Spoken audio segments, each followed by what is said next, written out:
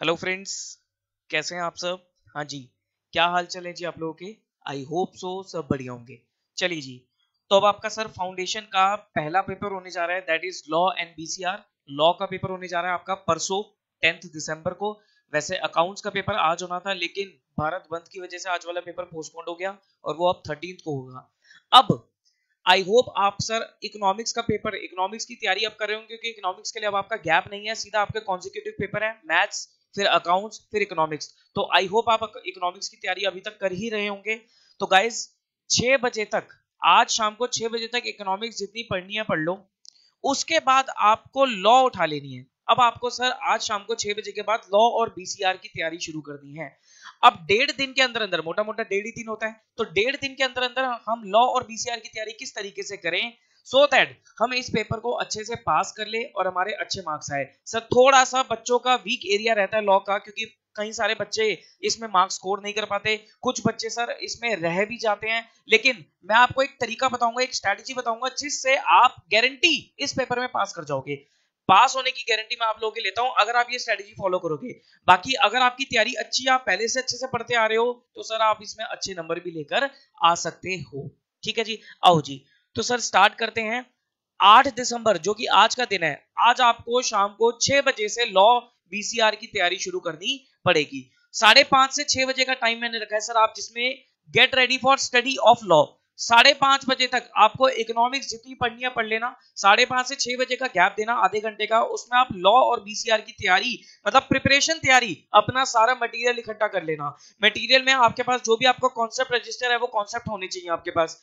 ICI का study material आपको अपने पास रखना है, और पिछले 4 अटेम्प्ट के आरटीपीज डाउनलोड करके अपने पास आप रख के चलोगे। ठीक है जी, सिर्फ आरटीपीज डाउनलोड करने हैं।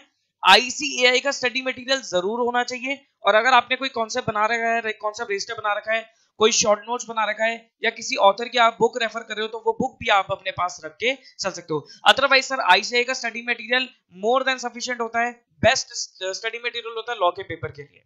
ठीक, 6 बजे, आज शाम को 6 बजे से आप लोग पढ़ाई शुरू करोगे। और सबसे पहले 2.5 घंटे, 6 से 8:30 का जो टाइम है, ये आप 2.5 घंटे आप दोगे सर बीसीआर को। आज का दिन आपको सिर्फ बीसीआर करनी है। आज के दिन में आपको सिर्फ बीसीआर का पेपर करना है। आपको पता है सर 60 मार्क्स की लॉ है, 40 मार्क्स की बीसीआर है, तो आज के दिन आपको 40 नंबर अपने पक्के कर लेने हैं। बीसीआर की तैयारी आप लोग आज के दिन पे करके चलोगे। तो सर क्या आज के दिन में मेरी बीसीआर पूरी हो सकती है? बिल्कुल हो सकती है सर। बीसीआर मींस इंग्लिश है एक तरीके से, जो आप बचपन से पढ़ते आ रहे हो, तो वो सब चीजें आपको करनी है। तो बीसीआर के लिए मैंने आपको 6 बजे से 8:30 बजे तक 2.5 घंटे का एक स्लॉट दिया। करना क्या है सर, कोई भी सीरियल ऑर्डर में शुरू कर लेना। आपको क्या करना है, बीसीआर में जो भी आपके कंसेप्ट है, कॉन्सेप्ट देखोगे, इसमें फॉर्मेट्स वगैरह काफी होते हैं, तो फॉर्मेट्स देखोगे, और एक एक टॉपिक की एक एक चीज, एक एक ड्राफ्ट, मतलब एक एक राइटिंग प्रैक्टिस जरूर करके चलोगे। जैसे आपका लेटर है, फॉर्मल लेटर है, तो एक फॉर्मल लेटर लिख के देखोगे। आपकी ईमेल है, तो एक ईमेल को ड्राफ्ट करके देखोगे। आपकी रिपोर्ट राइटिंग है, आपकी ऐसे राइटिंग है, आपकी पैसेज राइटिंग है, आपकी प्रिसाइज राइटिंग है, कुछ भी है सर, नोट मेकिंग है, आपको सबका एक एक एग्जांपल जरूर ड्राफ्ट करके देखना है, और अपने आंसर को टैली करना है with the format of institute, कि सर इंस्टीट्यूट क्या दे रहा है उसके फॉर्मेट से, और अपने आंसर को जरूर टैली करके देखोगे। बाकी देखो, कंटेंट की कोई दिक्कत नहीं आती, फॉर्मेट आपका सर इंस्टीट्यूट से टैली करता हुआ होना चाहिए for the paper of BCR. तो सर बीसीआर का 40 नंबर का पेपर है ना, इसको स्ट्रांग बना लो। मैं लॉ के पास होने की तैयारी बता रहा हूं। अगर आप 40 में से 25-30 नंबर बीसीआर में स्कोर कर लो, तो उसके बाद आपके लॉ में बैलेंस नंबर बचेंगे, और फिर आपका पास होना बहुत आसान हो जाता है। ठीक, बच्चे क्या करते हैं सर, लॉ में ही लगे रह जाते हैं, और लॉ की भी वो तैयारी पढ़ना गलत तरीके से शुरू करते हैं, इस वजह से वो पूरी रिवीजन नहीं कर पाते, और बीसीआर तो सर बिना पढ़े ही चले जाते हैं पेपर में। ऐसा नहीं करना आपको, आपको स्टार्टिंग ही बीसीआर से करनी है। तो बीसीआर को सबसे पहले आप कवर करके चलोगे आज के दिन पे। तो पहले आपने 2.5 घंटे का स्लॉट दिया, 6 से 8:30 का, फिर आप 1 घंटे का गैप दोगे 8:30 से 9 बजे तक का, जिसमें आप डिनर विनर करोगे, रेस्ट करोगे, हेल्दी फूड लेना सर, ऑयली फैट्स ये सब चीजों को अवॉइड करना। और फिर 9:30 बजे से लेकर 12 12:30 तक आपको अगेन बीसीआर ही पढ़नी है, जो आपके बचे कुछ टॉपिक है। मतलब आज रात को 12 12:30 बजे तक, 6 बजे से लेकर 12 12:30 बजे तक आपको अपनी बीसीआर कंप्लीट कर लेनी है, जिस भी हालत में। सर अगर हमारी बीसीआर 100% ना कंप्लीट हो पाए, 90% कंप्लीट हो, तो क्या कल हम फिर दोबारा बीसीआर उठाएंगे? नहीं सर, कल की स्ट्रेटजी मैं आपको भी बताऊंगा। आज आपको 12 12:30 बजे तक जितनी आपकी बीसीआर हो सकती है, आप बीसीआर पूरी कंप्लीट करके रखोगे। आप कोशिश करोगे तो सर 100% कर सकते हो, लेकिन अगर आपके 90% भी हो जाए तो भी कोई दिक्कत नहीं है, आपको बस आज का दिन बीसीआर को देना है, उसके बाद मैं बाद में आऊंगा बीसीआर के ऊपर। ठीक, करना क्या तरीका मैंने बता ही दिया, कॉन्सेप्ट्स देखने हैं, ज्यादा कुछ खास कॉन्सेप्ट्स नहीं होते। फॉर्मेट देखोगे, फॉर्मेट के बाद आपको एक एक आइटम की, एक एक टॉपिक के ऊपर एक एक रिटन प्रैक्टिस जरूर करनी है, एक एक एग्जांपल को ड्राफ्ट करके देखोगे, सो दैट आपको एग्जाम में लिखने का तरीका आपको पता लग जाए, याद रहे। ठीक है जी। क्या होता है कि बच्चे सब पढ़ जाते हैं, बस एक बार ऊपर ऊपर से देख लिया, और एग्जाम में फिर वो लिख नहीं पाते, प्रेजेंट नहीं कर पाते अपने आंसर को, वो बड़ा एक ड्रॉबैक रहता है। ठीक, तो बीसीआर को लाइटली मत लेना, 40 नंबर है, अच्छे से स्कोर करके चल सकते हो if you put your hard work in it, अगर आप अपना हार्डवर्क इसमें लगाओगे तो। ठीक, उसके बाद कल का दिन मैंने एक्सक्लूसिवली सिर्फ लॉ के लिए रखा है, कल आपको बीसीआर उठानी ही नहीं है, आज बीसीआर कर लो, कल आपको बीसीआर नहीं उठानी, फिर मैं एग्जाम डे वाले दिन उठवाऊंगा आपसे बीसीआर। अब आपको कल का दिन सिर्फ और सिर्फ लॉ करनी है। करने का तरीका क्या है, जो मैं बता रहा हूं, जिस ऑर्डर में बता रहा हूं, प्लीज गाइस उसी ऑर्डर में आप लोग करके चलोगे, ऑर्डर मत हिलाना, आपके लिए सोच समझ के ऑर्डर बनाया गया है। देखो इस पेपर के लिए मैं आपको इसलिए अच्छे से एडवाइस कर सकता हूं क्योंकि सर मैं भी ये पेपर पढ़ाया करता था, लॉ बीसीआर तो नहीं पढ़ाता था लेकिन लॉ पढ़ाता था, मैंने काफी टाइम लॉ भी पढ़ाया है, तो मुझे इस पेपर की पूरी नॉलेज है कि किस कैसे इंस्टीट्यूट पूछता है और बच्चों का क्या इंटेंशन रहती है, क्यों बच्चा फेल हो जाता है, किस तरीके से तैयारी करनी चाहिए। तो मैं इसको आपको बड़ी आराम से इस पेपर के लिए गाइड करके चल सकता हूं, क्योंकि मेरा एक्सपीरियंस है। अब मैं नहीं पढ़ाता, मैंने छोड़ दिया लॉ पढ़ाना, लेकिन पहले मैंने इसको पढ़ा रखा है। देखो, तो कल का दिन आपको लॉ के लिए रखना है, 6:30-7 बजे तक आप लोग उठोगे, 7 बजे से लेकर 10:30 बजे तक आपको स्टार्टिंग करनी है with the partnership act. Partnership act से आप लोग स्टार्ट करोगे। सर थोड़ा बड़ा एक्ट है लेकिन इंटरेस्टिंग एक्ट है, कॉन्ट्रैक्ट एक्ट से मत शुरू करना, बच्चे की गलती एक सबसे बड़ी रहती है, सर कॉन्ट्रैक्ट एक्ट से शुरू कर दूंगा। देखो कॉन्ट्रैक्ट एक्ट से शुरू करने का दिक्कत क्या है, कॉन्ट्रैक्ट एक्ट बहुत बड़ा है, कॉन्ट्रैक्ट बहुत बड़ा है, आप उसको खत्म करते रहोगे तो सर आपका बहुत टाइम खा जाएगा। कई बार तो बच्चे सर आधा दिन कॉन्ट्रैक्ट में लगे रह जाते हैं, बाकी वो टॉपिक कर ही नहीं पाते, या फिर करते हैं तो फिर ढंग से नहीं हो पाते। तो कॉन्ट्रैक्ट में उठाऊंगा लेकिन एक टाइम के बाद। अभी आपको स्टार्टिंग करनी है पार्टनरशिप एक्ट से, पूरा इंपॉर्टेंट टॉपिक है सर, पूरा 12 से 15 नंबर का टॉपिक इसमें, क्वेश्चन इसमें से आता है, जो बच्चा ठीक से पढ़ता नहीं है और एग्जाम में लिख नहीं पाता। तो ये पार्टनरशिप एक्ट से आपको स्टार्ट करनी है। सुबह जो स्लॉट में बता रहा हूं उसी स्लॉट में करोगे, 7 से लेकर 10:30 बजे तक आपका स्लॉट रखना है पार्टनरशिप का, जितना हो जाए उतना कर लो, वैसे तो आराम से हो जाएगा, कोई इतनी दिक्कत वाली बात नहीं है। इसमें कुछ टॉपिक इंपॉर्टेंट रहता है, right and obligation of partners, partners के राइट क्या है, ऑब्लिगेशन क्या है, ड्यूटीज क्या है, expulsion of partner from the firm, partner को फर्म से कब हटाया जा सकता है, एक्सपल्शन वाला टॉपिक इंपॉर्टेंट आपके लिए। एक वो डिसोल्यूशन ऑफ द फर्म था, डिसोल्यूशन के मोड्स क्या थे, ये सब चीजें आपको थोड़ा बहुत देख के जानी चाहिए। बाकी तो सर पूरा देखोगे आप।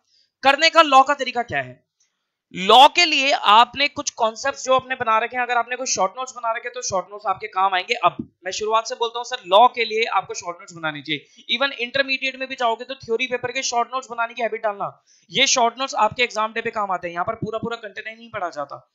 और कोई बात नहीं सर, आपने कॉन्सेप्ट्स बना रखे हैं, आपने शॉर्ट नोट्स बना रखे हैं, कुछ समरी बना रखी है, तो वो समरी ही आपको पढ़नी है।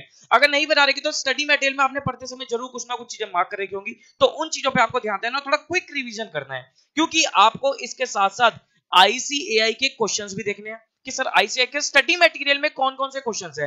केस स्टडीज पूछी जाती हैं आपके लॉ के पेपर में, तो केस स्टडीज देख के जाओगे। कई बार आईसीएआई की case study as it is उठ के आ जाती है पेपर में, तो वो केस स्टडीज आप लोग जरूर देख के जाओगे। और सर मैं आपको रिकमेंड करूंगा 2-3 केस स्टडीज, 2-3 ना हो पाए तो सर 1-2 केस स्टडीज आप जरूर लिख के लेके जाओगे, मतलब रिटन प्रैक्टिस करके जाओगे 1-2 केस स्टडीज की। टाइम हो तो सर 2-3 केस स्टडीज लिख के देखना। क्यों सर ऐसा, देखो केस स्टडी लिखने से आपको आंसर देने का तरीका पता लगेगा। इंस्टीट्यूट क्या चाहता है, इंस्टीट्यूट चाहता है कि इस पेपर में बच्चा लैंग्वेज का यूज कर रहा है, तो आपको वो लैंग्वेज पे थोड़ा कमांड रखनी है। देखो मैं तो जब पढ़ाता था तो मैं ये रिकमेंड करता था, आपको सबसे पहले प्रोविजन बताना चाहिए कि कोई भी केस है तो उसका प्रोविजन क्या है, कौन से प्रोविजन से उसने पूछा है। सेक्शन अगर याद है तो सेक्शन कोड कर दो, otherwise don't take risk. Section पे ध्यान देना, अगर आपको सेक्शन नंबर पूरा 100% कंफर्म है तभी आप लोग अपने आंसर में सेक्शन नंबर लिखोगे, अदरवाइज आपको सेक्शन नंबर नहीं लिखना है, बहुत बड़ा रिस्क होता है, तो रिस्क में मत फंसना। अगर कंफर्म है, श्योरिटी, आपको अपने ऊपर कॉन्फिडेंस है कि हाँ यही सेक्शन है, तो लिख देना, अदरवाइज मत लिखना। आप सिंपल लिख सकते हो as per the provisions of, ये लाइन यूज कर सकते हो आप, as per the provisions of Indian contract act.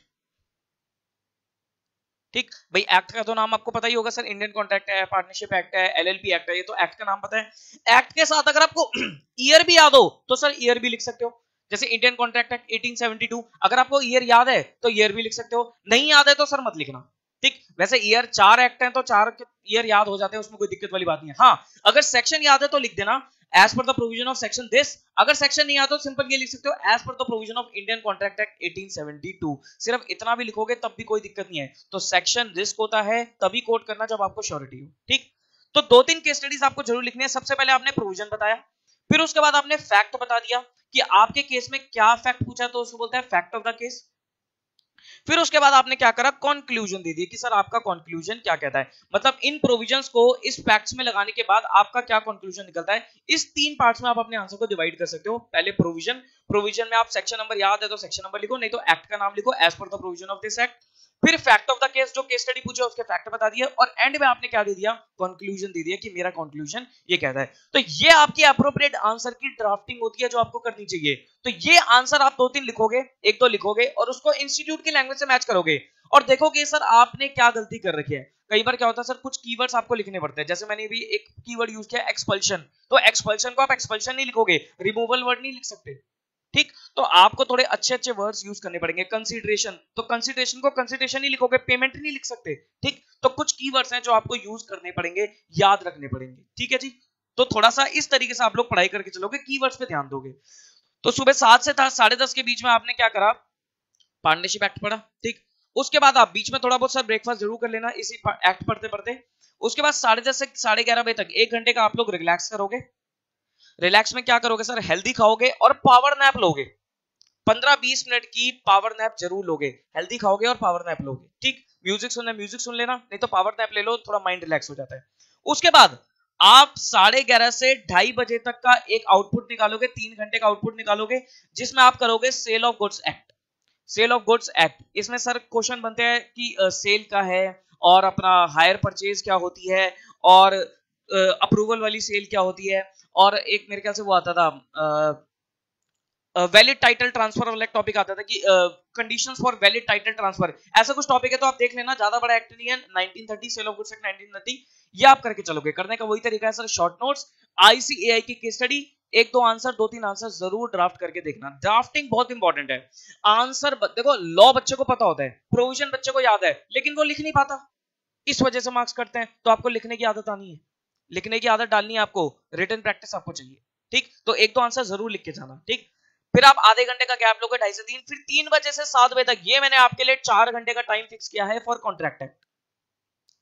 बड़ा एक्ट है, टाइम कंज्यूमिंग एक्ट है, इसलिए मैंने 4 घंटे रखे, 3 बजे से लेकर 7 बजे तक सिर्फ और सिर्फ क्या करोगे आप लोग, कॉन्ट्रैक्ट एक्ट करके चलोगे, ठीक। सर 4 घंटे में जितना कॉन्ट्रैक्ट एक्ट हो जाए उतना कर लेना। थोड़ा पहले इंपॉर्टेंट टॉपिक्स पे आ जाना, important topics minus means no consideration no contract एक टॉपिक होता था, ठीक। उसके बाद remedies for breach of contract, performance of contract, और एक वो होता था फ्री कंसेंट वाला जो टॉपिक होता था। तो ये सब टॉपिक्स थोड़े इंपॉर्टेंट टॉपिक्स ज्यादा जरूरी कर लेना। बाकी आप थोड़ा सा देखते हुए चले जाना, आईसीएआई की केस स्टडीज जरूर देख के जानी है, और 2-3 आंसर्स को कॉन्ट्रैक्ट एक्ट में भी लिख के जाओगे आप। सारे एक्ट में आपको 2-3 आंसर्स जरूर ड्राफ्ट करके देखने हैं, ठीक है जी। तो कॉन्ट्रैक्ट एक्ट आप 3 से 7 बजे 4 घंटे का टाइम देकर चलोगे। 7 से 8 बजे आप लोग सर 1 घंटे का गैप लोगे, जिसमें डिनर कर लोगे, रेस्ट कर लोगे। यहाँ पर मैं आपको रिकमेंड करूंगा सर, थोड़ा 15-20 मिनट की वॉकिंग कर लेना, स्ट्रेचिंग कर लेना, थोड़ा एक्सरसाइज कर लेना। इससे क्या होता है कि थ्योरी पेपर है, तो थ्योरी पेपर आप बैठे बैठे पढ़ रहे हो, तो बैठे बैठे सर आलस आने लग जाता है। थोड़ा बॉडी को मूवमेंट में लेके आना है, स्टिफ नहीं बनानी बॉडी, बॉडी को मूवमेंट में लेके आना है। तो 15-20 मिनट की स्ट्रेचिंग, वॉकिंग, ये सब चीजें आप लोग जरूर करके चलना 7 से 8 बजे, ठीक। फिर आप क्या करोगे सर, यहाँ पर मैंने रात को 8 बजे से लेकर 12 बजे तक आपके 2 छोटे छोटे टॉपिक डाले हैं। 8 से 10 पहले 2 घंटे आप दोगे एलएलपी के टॉपिक को। एलएलपी में आपके आते हैं sir features of LLP, essential elements of LLP, LLP agreement क्या होता है, एलएलपी की बाइंडिंग अप, मतलब एलएलपी क्या, जो भी आपके टॉपिक्स है उसको पढ़ के चलोगे। छोटा सा एक्ट है, ये आप करके चलोगे। इसका करने का तरीका सर वही कंसेप्ट, आईसीआई के केस स्टडीज, इसमें ज्यादातर डायरेक्ट क्वेश्चन पूछे जाते हैं, तो क्वेश्चंस देख के जाना, और 2-3 क्वेश्चंस को आप लोग लिख कर भी जाओगे, सो दैट लिख लिख के आपको याद रहेगा, ठीक। ये करके चलोगे। और फिर 10 से 12 बजे का जो मैंने आपका टाइम निकाला है, that is for companies act 2013। Companies act करके चलोगे। कंपनीज एक्ट के लिए आपके लिए इंपॉर्टेंट होते हैं सर सारी डेफिनेशंस, कंपनी जितनी भी कंपनीज है, टाइप्स ऑफ कंपनीज, उन सब की डेफिनेशंस आपके लिए इंपॉर्टेंट है। उसके बाद डॉक्ट्रिन्स, अलग अलग जो डॉक्ट्रिन्स दे रही है वो इंपॉर्टेंट है। इनकॉर्पोरेशन का सेक्शन जो होता है, इनकॉर्पोरेशन और फॉर्मेशन ऑफ कंपनी, वो आप लोगों के लिए इंपॉर्टेंट है, तो वो पढ़ के जाओगे। तो कंपनीज एक्ट 2013, ये भी सर छोटा ज्यादा बड़ा टॉपिक नहीं है, 2 घंटे में आपका कंप्लीट हो जाता है। तो इसका भी करने का तरीका कॉन्सेप्ट, आईसीए के क्वेश्चन और 2-3 केस स्टडीज आ सकती हैं यहां से, तो केस स्टडीज को आप लिखकर लेकर जाओगे। तो ये आपकी सर कल वाले दिन की सिर्फ लॉ की तैयारी है। ऑर्डर मत हिलाना, प्लीज मेरी बात मानना, ऑर्डर मत हिलाना। सुबह 7 से 10:30 पार्टनरशिप, उसके बाद 11:30 से 2:30 सेल ऑफ गुड्स एक्ट, 3 से 7 कॉन्ट्रैक्ट एक्ट और 8 से 10 एलएलपी और 10 से 12 कंपनीज एक्ट। इसी ऑर्डर में काम करोगे तो आपका काम भी हो जाएगा, तैयारी भी हो जाएगी प्रॉपर तरीके से। बीसीआर मैंने आज आपकी पूरी करवा दी, लॉ आपकी कल पूरी करा दी। अब परसों का दिन आपको एक और रिवीजन मिल जाएगी, परसों के दिन आपको एक और रिवीजन मिल जाएगी। कैसे? परसों आप लगभग 6-6:30 बजे उठोगे, तो 6:30 से जो 8:30 का टाइम है, 2 घंटे का जो टाइम है, ये मैंने आपको डिवोट किया है बीसीआर के लिए। यहां पर आप क्या करोगे सर, एक बार दोबारा फॉर्मेट्स को देखोगे, जो भी उसके रूल्स वगैरह होते हैं उन फॉर्मेट्स को देखोगे, और आरटीपी को देख लेना। एक बार देख लेना सर आरटीपी में किस तरीके के बीसीआर में क्वेश्चन पूछे गए हैं, तो पिछले 4 अटेम्प्ट के आरटीपी के क्वेश्चंस को जरूर देख के जाना। अब आपको सॉल्व नहीं करने, अब आपको सिर्फ क्या करना है, मतलब लिख के नहीं देखने, सिर्फ आपको एक बार ओवरव्यू लेना है कि हाँ अगर ऐसा क्वेश्चन आएगा तो मैं आंसर लिख सकता हूँ। ठीक, तो 2 घंटे आप सुबह के 6:30 से 8:30 बीसीआर को दोगे। उसके बाद 2.5 घंटे का आउटपुट निकाला मैंने 8:30 से 11 बजे तक का, जिसमें आप लॉ की चारों आरटीपीज करके जाओगे। मतलब पिछले 4 अटेम्प्ट की जो भी आरटीपीज हैं वो आरटीपी डाउनलोड आपने कर ही ली होंगी। उन चारों अटेम्प्ट में जो भी आरटीपीज में लॉ के क्वेश्चंस है, तो वो लॉ के क्वेश्चन आप करके जाओगे 8:30 से 11। सर मैं आपको बता रहा हूं, आरटीपी में से 15-20 नंबर का पेपर आ जाता है। जो बच्चा आरटीपी नहीं करके जाता वो सर तैयारी अच्छे से नहीं करके जा रहा, ध्यान रखना। तो आरटीपी 15-20 नंबर की 4-5 अटेम्प्ट की आरटीपी इंपॉर्टेंट रहती है, वहीं से क्वेश्चन आ जाते हैं, तो आरटीपी जरूर आप लोग करके जाओगे। ठीक, एग्जाम से पहले पहले कर लोगे तो आपको सब प्रोविजन भी रिकॉल हो जाएंगे, सारे क्वेश्चंस भी आपके देखे हुए होंगे, एग्जाम में आराम से कर सकते हो आप। ठीक, ये आपका तरीका है, इस तरीके से आप लोग लॉ और बीसीआर की तैयारी करके चलोगे। उसके बाद 11 बजे तक बस आप लास्ट पढ़ोगे, 11 से 12 सवा 12 आप अपना खाना वाना खा के तैयार व्यार होके 12 सवा 12 पेपर के लिए निकल जाओगे, क्योंकि आपको 1 बजे के आसपास एग्जाम सेंटर पे पहुंचना है। ठीक है जी, तो सर ये आपका तरीका है, this is your strategy for law and BCR, so that आप इसमें ज्यादा से ज्यादा नंबर स्कोर करो। एग्जामिशन भी आ जाती है, लेकिन थोड़ी मेहनत की रिक्वायरमेंट होती है इस पेपर में। ठीक, बाकी पास होना कोई मुश्किल नहीं है। जो बच्चा सोचता है सर मैं पास नहीं हो पा रहा, मेरी तैयारी अच्छी नहीं है, गाइस ये तरीका फॉलो करो, आपकी डेफिनेटली आप पास कर जाओगे पेपर। ठीक, अच्छा अब लॉ के लिए सर मैं बीसीआर तो नहीं पढ़ाता, तो लॉ के लिए कल का दिन लॉ के लिए मैं आपके साथ अवेलेबल हूं। ठीक, व्हाट्सएप नंबर आपके पास मेरा है ही 9717175748। आपकी लॉ को रिलेटेड कोई भी क्वेरी हो, कोई भी टॉपिक आपको नहीं समझ में आता हो, प्रोविजन नहीं समझ में आता हो, आप मुझसे बेझिझक पूछ सकते हो, कोई दिक्कत वाली बात नहीं है। क्योंकि मैंने लॉ पढ़ा रखा है तो मैं बता सकता हूं, कोई दिक्कत नहीं है। बीसीआर नहीं पढ़ाया मैंने, तो बीसीआर में मैं आपकी हेल्प नहीं कर सकता, लेकिन हाँ लॉ के लिए सर आप मुझसे जो भी आपकी क्वेरी है आप पूछना चाहो तो पूछ सकते हो, I will definitely give you answer. ठीक है जी, चलो फिर all the very best to you, अच्छे से तैयारी करो, अच्छे से पेपर दो। सब पहला पेपर है तो थोड़ा ध्यान से सोच समझ के देना, अच्छे से देना। All the very best to you, और अच्छे नंबर लेके आने सर, फाउंडेशन इस बार तो क्लियर करके ही दिखाना है। ठीक है जी, चलो फिर, thank you very much, bye bye.